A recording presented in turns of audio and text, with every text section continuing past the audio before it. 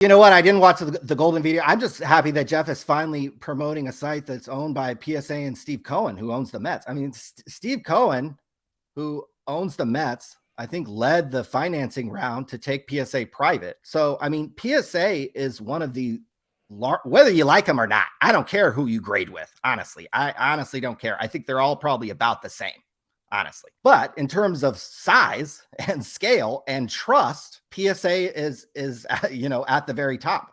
So I think Jeff, it's about time that he's at least recommending something that might be around in a few years. I'm pretty confident that PSA is going to be around in a few years, and they're going to have a marketplace, whatever it's called. I don't care what it's called, but I think PSA is going to be around grading cards, and I think they're going to have a marketplace to sell on. And they're probably going to have a vault for where you're going to be able to store these cards and buy and sell them. I think Jeff, because of he's given so much bad advice over the years.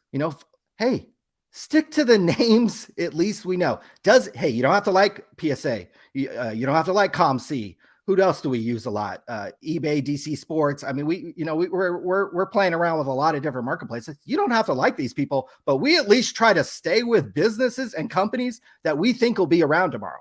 That's why at the beginning of the show, I said, hey, get your cards off alt.